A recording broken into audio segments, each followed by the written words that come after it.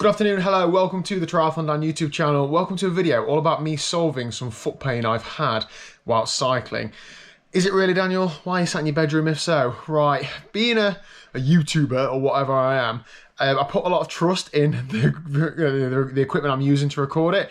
Unfortunately, I went to see George Fox. I'll probably put the clip on screen now, and he's doing a lovely discussion talking to me about what he's looking for in the shoe soles, what different types of shoes I've got, the common foot problems he sees, and all those sorts of things. However, the file is corrupted in some way, and there's no audio on it, so you cannot hear him saying that. So I'm going to try and ad-lib a little bit, but what he's essentially saying is he's talking me through what sort of processes he follows to try and determine where the foot pain is coming from. He's talking me through the benefits of having custom insoles made for your shoes, all about contact pads. He's talking me through the machinery he's using. He's talking about the actual insoles that he makes. They're actually got like a carbon plating, so they actually give you real support and not just a bit of like cotton like the normal ones are. In short, I use 3 pairs of shoes regularly. I've got a pair of RideHarder road shoes, I've got a pair of Bont triathlon shoes, and I've got a pair of Northwave triathlon shoes. The RideHarder road shoes I use on the road pretty much all the time. The Bont shoes I wear indoors pretty much all the time. And then the Northwave shoes are pretty new. I haven't really used them, but I'd hoped to use them in triathlon. The RideHarder shoes have been causing me some pain on the outside of my foot. And this is basically all to do with how my foot's been sitting. I've been basically pushing out onto the outside, which makes absolute perfect sense. But anyway, let's cut to about, I don't know, a third of the way through the session, where we're actually then looking at me putting my foot on the little pillow things that makes like a mould around my foot. So I hope I've done some sort of reasonable job at explaining what this process is, and George will take it from here on in because he explains it a lot better than I do. Okay, so what I'm going to get you to do, I'm going to get you to put your heels onto those 2 dots for me. Perfect. Okay, I'm going to get you to stand up. When you stand up, we're going to bend our knees slightly as if we're pedaling the bike. So we're going to stand up here. We're going to bend our knees a little bit, and then I'm going to basically tell you where I want your knees in terms of getting them in line with your ankles. Okay, so we're matching how we would be on the bike in terms of knee tracking now. Okay, so if you want to stand up for me. Good. Okay, yeah, that's really, really good. Okay, so toes in just this way a little bit for me. So just rotate your whole foot. That's it. Yeah, perfect. And then knee, rotate that out for me.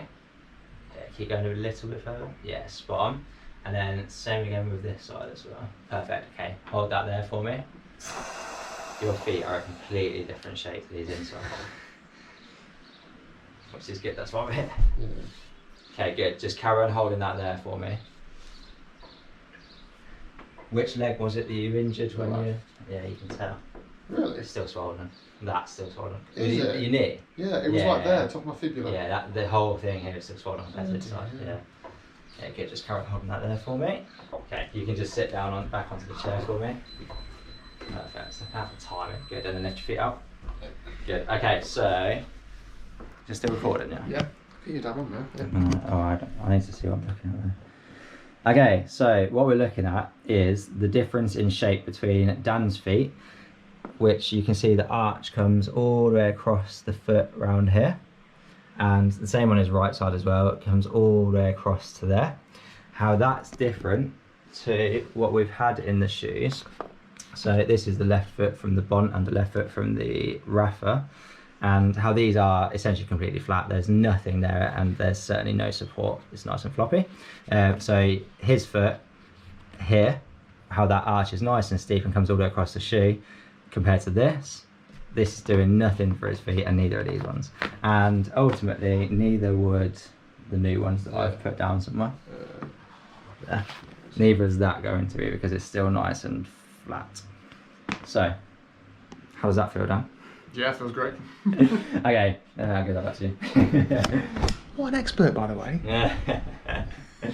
So what we've got is a normal upper, which will still take the mould of the foot as well, just not as much. So we're going to actually flatten the toes out with these moulds before we do anything. So I'll clarify that now because it will look weird in the video and somebody will comment on that. Then what we've got is basically, you see how this is stepped at the minute. So we have a layer of resin between the white and the black carbon, and then we have another layer of resin between the black carbon and silver carbon.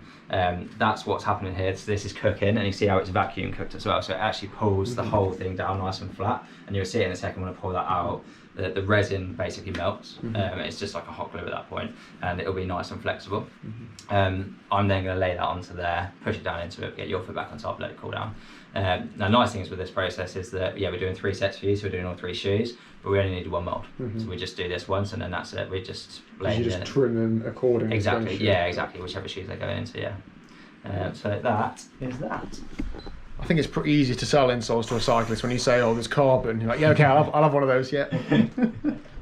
Okay. In fact, I'll let George explain. So we're on the last set now. So here's one we made earlier. Yeah, so what we've got is 2 sets of insoles into 2 pairs of shoes already. This is the last set now, so essentially what we've got is Dan's feet from the mould, the insole in the middle, and then Dan's feet on top. So now what we're going to do is take these ones off, so if you want to lift your feet off for me. Perfect, so these are now nice and cool, and they come out and they look like this. So this is now obviously a very different shape to what we've had when we look at the stock insoles. So if we look at this compared to this one, for example, you can see there is a lot more of a profile to it. There's a lot going on compared to the stock ones. Yeah. It's not just the shape, it's the structure. Obviously, that's going to be exactly. Yeah, this is nice and solid. Yeah. So yeah, like they're still a little bit soft because they're still cooling down. But yeah, the ones that are in the shoes, it's 2 layers of carbon at the end of the day. So your bike's made of carbon as well, right? It's nice and strong. So it's exactly the same thing. So there's no way that this now is not going to support your foot inside the shoe. Excellent. Okay. Yeah. Awesome. Excellent.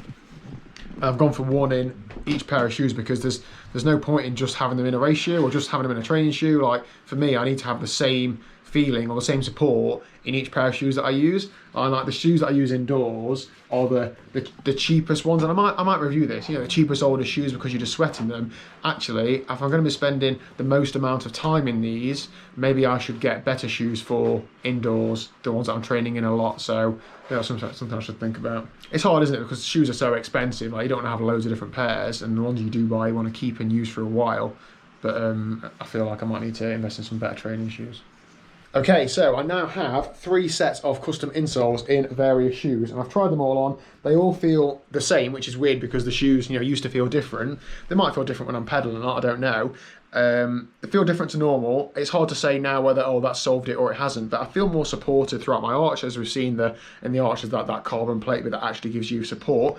Is that a good summary? That is exactly it. Yeah, that's exactly it. The whole idea is that we're matching the shape of the foot inside the shoe. Yeah. And we're using 2 carbon plates with 2 layers of resin to do that essentially. And yeah, the benefits, you're going to feel the benefits once you get outside really quite quickly. Even if it doesn't feel 100% normal straight away, you'll feel the benefits in terms of power output as well. Yeah. You're not necessarily going to gain power, but you gain the efficiency from being more comfortable. Yeah, and that's foot doing the right thing inside the shoe. That's it, isn't it? So when I was doing the 100 last weekend, when I'm pedaling, I'm thinking, oh, that hurts. It's taking away from you focusing on the pacing and the holding position and everything else, isn't it? So yeah, it's good.